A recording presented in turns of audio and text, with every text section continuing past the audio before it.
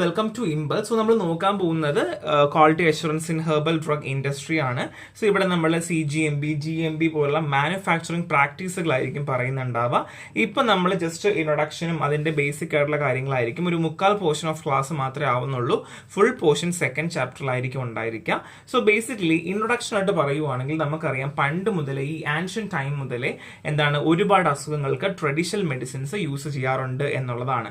ഈ traditional medicine എന്ന് പറയുന്നത് ഇന്ത്യയെ മാത്രം ബാധിക്കുന്ന കാര്യമല്ല, ഓൾ ഓവർ വേൾഡ് നമ്മൾ യൂസ് ചെയ്യാറുണ്ട്. അതുകൊണ്ട് തന്നെ വേൾഡ് ഹെൽത്ത് ഓർഗനൈസേഷൻ ഈ മെഡിസിനൊക്കെ വേണ്ടിയിട്ടും അല്ലെങ്കിൽ ഈവൻ നമുക്കറിയാം animal source, plant source, mineral source അല്ലെങ്കിൽ സ്പിരിച്വൽ തെറാപ്പീസ് പോലും ഇതിനകത്ത് ഉണ്ട് എന്നുള്ളതാണ്. ഇതൊക്കെ പ്രാക്ടീസ് ചെയ്യണമെങ്കിലും അതിൻ്റെതായ കുറച്ച് സ്റ്റാൻഡേർഡ്സുകൾ നമ്മൾ കീപ്പ് ചെയ്യേണ്ട ആവശ്യമുണ്ട്. സോ ഹെർബൽ മെഡിസിൻസ് ഒക്കെ ഒരുപാട് മൾട്ടിപ്പിൾ പ്രോസസ്സിങ്ങിലൂടെ കടന്നു പോവാറുണ്ട്. അത് ഫൈറ്റോ ഫാർമസ്യൂട്ടിക്കൽസ് ആവാൻ വേണ്ടിയിട്ട്. ഈ ഫൈറ്റോ ഫാർമസ്യൂട്ടിക്കൽസിനായിരിക്കും തെറാപ്യൂട്ടിക് എഫിക്കസി ഉണ്ടായിരിക്കുക. അതിന് ഐഡന്റിഫിക്കേഷൻ, ക്വാളിറ്റി, പ്യൂരിറ്റി, സേഫ്റ്റിക്ക് വേണ്ടിയിട്ട് അതിൻ്റെതായ ഗൈഡ് ലൈൻസ് ഉണ്ട് എന്നുള്ളതാണ്. National drug regulatory authorities quality അഷുറൻസിന് വേണ്ടിയിട്ട് കുറച്ച് എന്തിറക്കിയിട്ടുണ്ട്, നിയമങ്ങളും ഗൈഡ് ലൈൻസും ഇറക്കിയിട്ടുണ്ട്. എന്തിനു വേണ്ടി എന്ന് വെച്ചാൽ good manufacturing practice, good agriculture practice and good laboratory practice വേണ്ടിയിട്ട് നമ്മൾ കുറച്ച് റൂൾസും റെഗുലേഷൻ ഇറക്കിയിട്ടുണ്ട്. അതാണ് നമ്മൾ നോക്കാൻ പോകുന്നത്. So quality assurance, quality assure ചെയ്യുക എന്നുള്ളതാണ്.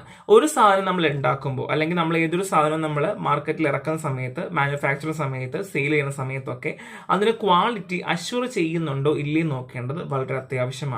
അപ്പോൾ ഒരു ക്വാളിറ്റി അഷുറൻസിനെ പറ്റി പറയുവാണെങ്കിൽ what is the basics of quality assurance, അതായത് ക്വാളിറ്റി അഷ്യൂർഡ് ചെയ്യുന്ന പ്രൊഡക്റ്റ് ആണ് എന്ന് പറയുന്നുണ്ടെങ്കിൽ GACP, GMP, GLP പോലുള്ള ഗൈഡ് ലൈൻസുകളെല്ലാം കംപ്ലൈ ചെയ്യണം അല്ലെങ്കിൽ അഡ്ഹർ ചെയ്തിരിക്കണം. അതുമാത്രമല്ല സ്പെസിഫിക്കേഷൻസ് ഉണ്ടെങ്കിൽ അതുമായി കംപ്ലൈ ചെയ്തിരിക്കണം. സോ ഒരു ക്വാളിറ്റി കൺട്രോൾ മെഷേഴ്സ് ഇംപ്ലിമെന്റ് ചെയ്യണമെങ്കിൽ QA = QC + GMP. QC എന്താണ്? ക്വാളിറ്റി കൺട്രോൾ ആണ്.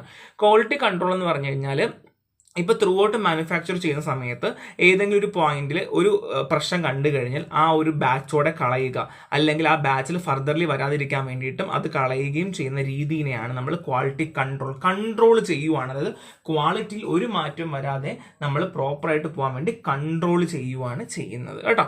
സോ ഇതാണ് അതിന്റെ basic formula. So first one നമ്മൾ നോക്കാൻ പോകുന്നത് CGMP, current good manufacturing practice ആണ്. So CGMP refers to FDA regulation വെച്ച് പറയുവാണെങ്കിൽ design, monitoring, control of manufacturing process, അങ്ങനെ. അത് മാത്രമല്ല നേരത്തെ പറഞ്ഞ പോലെ identity, strength, quality, purity of a drug products എല്ലാം അവരുമായിട്ട് കംപ്ലൈ ചെയ്യുന്നുണ്ട്. സോ CGMP എന്തൊക്കെയാണ് പറയുന്നത്? ഓരോ മാനുഫാക്ചറിംഗ് സ്റ്റെപ്പിലും ക്വാളിറ്റി ആണ് ബേസിക് ആയിട്ട് പറയുന്നത്. അത് മാത്രമല്ല ഗുഡ് കണ്ടീഷൻ, ഫെസിലിറ്റി മെയിൻറ്റെയിൻ ചെയ്യുന്നുണ്ടോ, പ്രോപ്പറായിട്ട് കാലിബ്രേറ്റ് ചെയ്തിട്ടുണ്ടോ എക്യുപ്മെന്റ്സ്, ഫുള്ളി ട്രെയിൻഡ് ആണോ, അത് മാത്രമല്ല ഗ്യാരണ്ടീസ് റിലയബിൾ ആൻഡ് റീപ്രൊഡക്റ്റബിൾ പ്രോസസ്, നമുക്ക് റീപ്രൊഡ്യൂസബിൾ ആണോ അല്ലെങ്കിൽ വിശ്വസിക്കാൻ സാധിക്കുന്നതാണോ എന്നുള്ളതൊക്കെയാണ്. ബേസിക് അതിലേക്ക് ഗുഡ് മാനുഫാക്ചറിങ് ഉണ്ടാക്കാൻ പോകുന്നെങ്കിൽ അവിടെ ട്രെയിൻഡ് ആയിട്ടുള്ള ആൾക്കാർ വേണം, അവിടെ നല്ല മെഷീൻസ് ആയിരിക്കണം, ഗുഡ് കണ്ടീഷൻ ആയിരിക്കണം, ഗുഡ് സറൗണ്ടിങ്സ് ആയിരിക്കണം. ഇതൊക്കെയാണ്, സിമ്പിളാണ്. സോ ഇന്ത്യയിലെ schedule T of drug and cosmetic act define ചെയ്യുന്നത് minimum requirement of herbal medicines ആണ്. സോ ചില ആൾക്കാർ പറയും അത് ഫാർമസിയുടെ ആണ്, മറന്നു പോകുന്നത് T ആണ് കേട്ടോ. ഡ്രഗ് ആൻഡ് കോസ്മെറ്റിക് ആക്ട് പ്രകാരം മിനിമം റിക്വയർമെന്റ്സ് ആണ്. സോ CGMP എന്ന് പറയുന്നത് ഒരു ഇന്റർനാഷണലി കംപ്ലൈ ചെയ്യുന്ന സ്റ്റാൻഡേർഡ് ആണ്. സോ ഇൻസ്പെക്ട് ചെയ്യുന്നത് നാഷണൽ അതോറിറ്റീസ് ആയിരിക്കും എന്നുള്ളതാണ്. ക്വാളിറ്റി സിസ്റ്റം കമ്പോണൻസിനകത്ത് പറയുവാണെങ്കിൽ പ്രൊഡക്റ്റ് സിസ്റ്റം, അതായത് പ്രൊഡക്റ്റ് സിസ്റ്റം ആണ് ബാച്ച് കോമ്പൗണ്ടിങ് അല്ലെങ്കിൽ പ്രോസസ് ടെസ്റ്റിംഗ്, വാലിഡേഷൻ ഒക്കെ നടത്തുന്നത് കേട്ടോ. ലബോറട്ടറി കൺട്രോൾ സിസ്റ്റം ഉണ്ട്, ഇവരാണ് എന്ത് ചെയ്യുന്നത്, laboratory testing, analytical method validation ഒക്കെ നടത്തുന്നത്. ഇനി മെറ്റീരിയൽ സിസ്റ്റം പറയുവാണെന്നുണ്ടെങ്കിൽ റോ മെറ്റീരിയൽസിന്റെ control, packaging, storage, inventory process ഒക്കെ നടത്തുന്നത് ഇവരായിരിക്കും.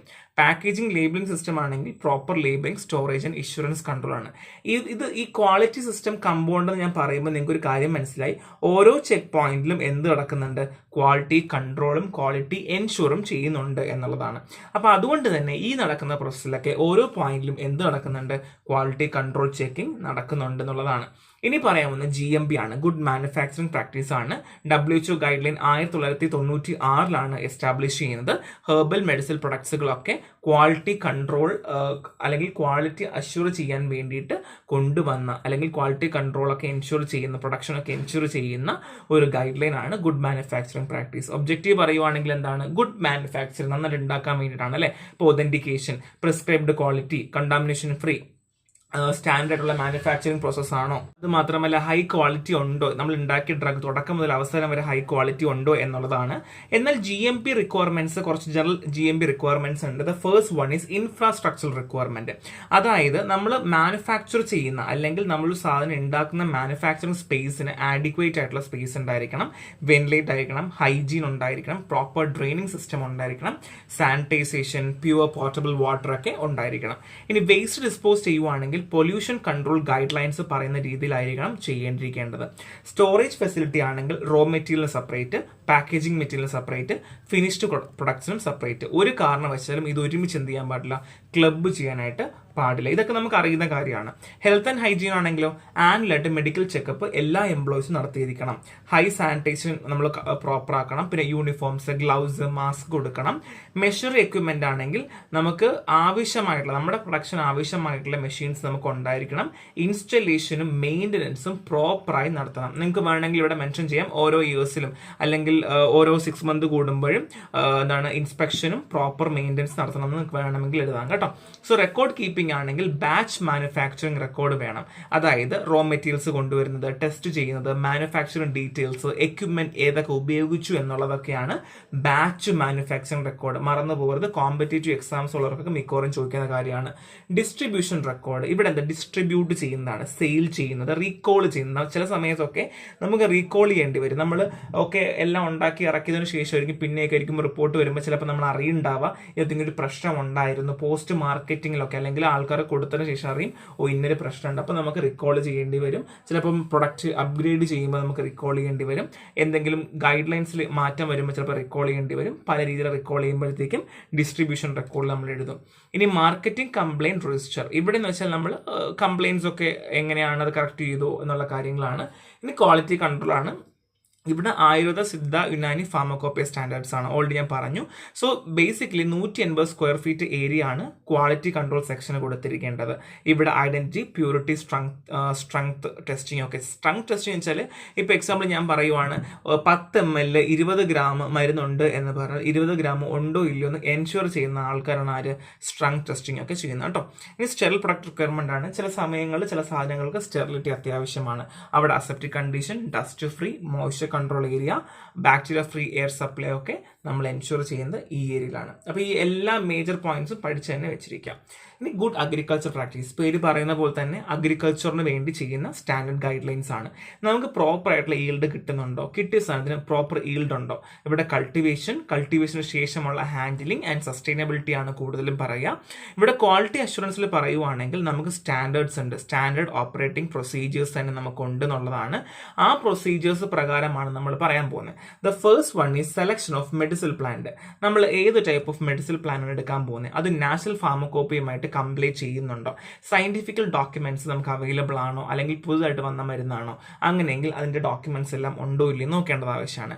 ഇനി ഐഡന്റിഫിക്കേഷൻ ആൻഡ് ഓതന്റിക്കേഷൻ ആണ്. വെറുതെ ഒരു മരുന്ന് നമുക്ക് കൾട്ടിവേറ്റ് ചെയ്ത് നമുക്ക് മരുന്നുണ്ടാക്കാൻ പറ്റില്ല. ആ മരുന്നിന്റെ scientific name, common name, supply details, അങ്ങനെ എല്ലാ കാര്യങ്ങളും നമ്മൾ വെരിഫൈ ചെയ്യേണ്ട ആവശ്യമാണ്. ഈവൻ വൗച്ചർ, സ്പെസിമെൻ പോലും നമ്മൾ ഒതന്റിക്കേഷന് വേണ്ടി സബ്മിറ്റ് ചെയ്യേണ്ടി വരും.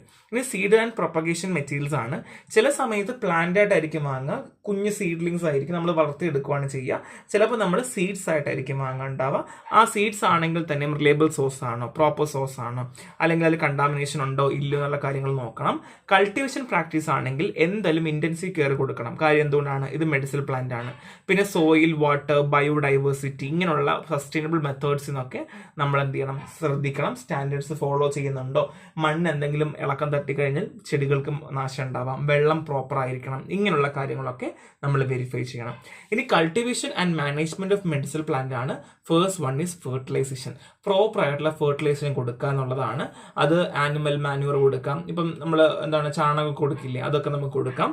അപ്പം പ്രോപ്പറായിട്ട് ഏത് പ്ലാന്റിന് ഏത് ഫെർട്ടിലൈസർ ആണോ വേണ്ടത് അതനുസരിച്ചിട്ട് വേണം നമ്മളിത് എപ്പോഴും എന്ത് ചെയ്യേണ്ടത്, കൊടുക്കേണ്ടത്.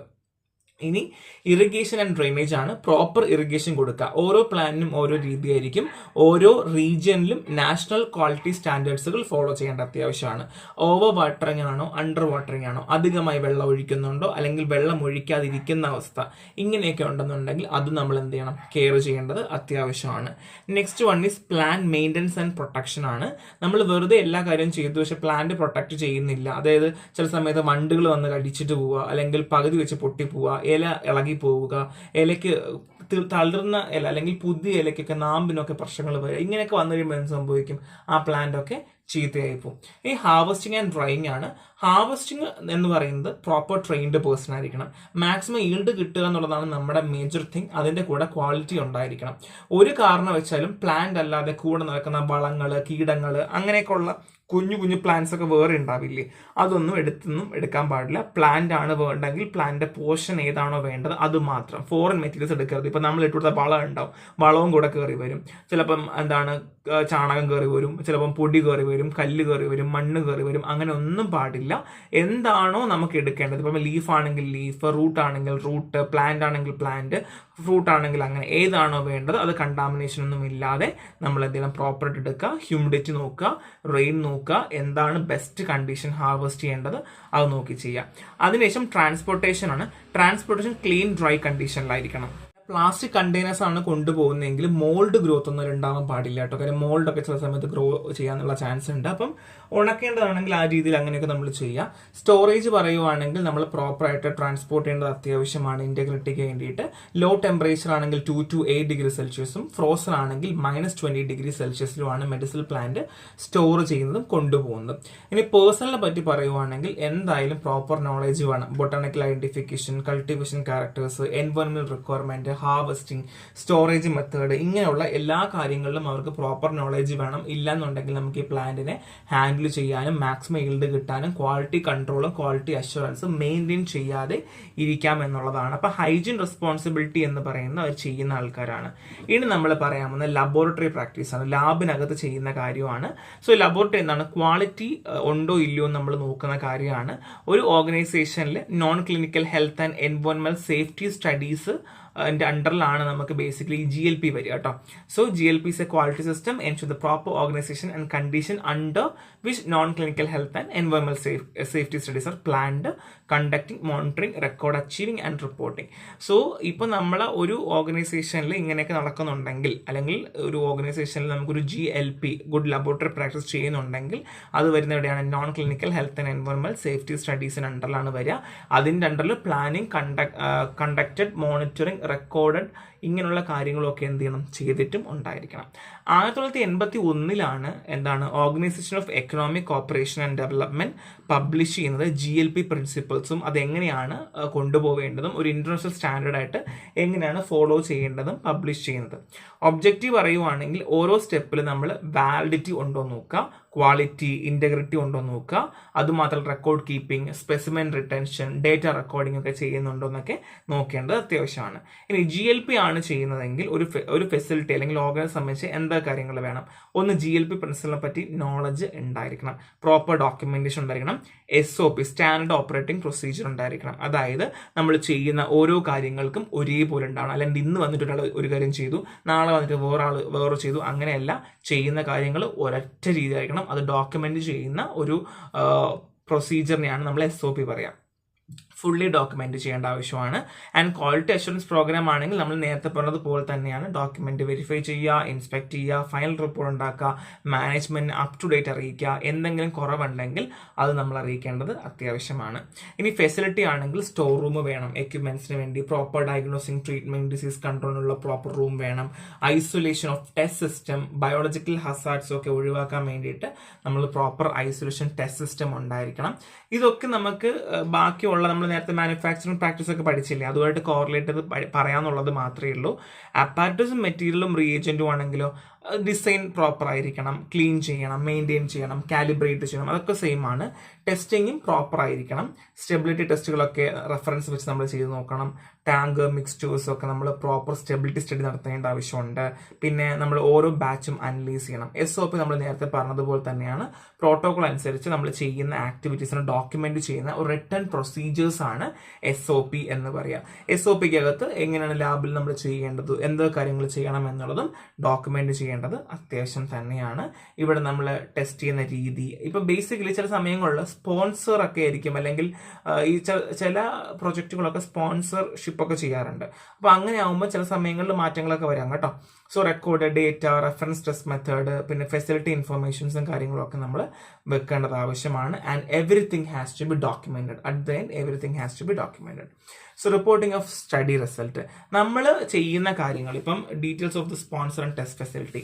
ഇപ്പൊ ചില പ്രൊജക്റ്റുകൾ, ഇപ്പൊ എക്സാമ്പിൾ പറയുവാണെങ്കിൽ ആന്റി ക്യാൻസർ പ്രൊജക്റ്റ് ആണെന്നുണ്ടെങ്കിൽ ഇത് സ്പോൺസർ ചെയ്യുന്ന ആള് ഒരു ടീമായിരിക്കും, നടത്തുന്നത് വേറൊരാളായിരിക്കും. അപ്പൊ സ്പോൺസറിന്റെ ഇൻഫർമേഷൻസ് എല്ലാം അലൈൻ ചെയ്തിട്ടുണ്ടിരിക്കണം. എപ്പോൾ സ്റ്റാർട്ട് ചെയ്തു, എപ്പോഴാണ് എക്സ്പെരിമെന്റ് നിർത്താൻ പോകുന്നത്, ക്വാളിറ്റി അഷുറൻസ് പ്രോഗ്രാം സ്റ്റേറ്റ്മെന്റുകൾ, ടെസ്റ്റിംഗ് മെത്തേഡ്സുകൾ, കൺക്ലൂഷൻ എന്തായിരുന്നു, എന്തൊക്കെയാണ് റോ മെറ്റീരിയൽസ് ഉപയോഗിച്ചതിന്റെ പ്രോപ്പർ ഡോക്യുമെന്റേഷൻ എങ്ങനെയായിരുന്നു. ആൻഡ് അത് മാത്രമല്ല സ്റ്റോറേജ് ഡോക്യുമെന്റേഷൻ, നമ്മൾ നേരത്തെ പറഞ്ഞ സെയിം കാര്യം, എല്ലാം സെയിം തന്നെ, അതെല്ലാം ചെയ്യേണ്ടതും അത്യാവശ്യമാണ്. അപ്പൊ നമ്മൾ മേജർ ആയിട്ടുള്ള എല്ലാ ഗൈഡ് ലൈൻസുകളും നോക്കി. ഇത് സെക്കൻഡ് പാർട്ട് എന്ന് പറയുന്നത് ആ ഗൈഡ് ലൈൻസിന്റെ ബാക്കി പോർഷൻ ആയിരിക്കും.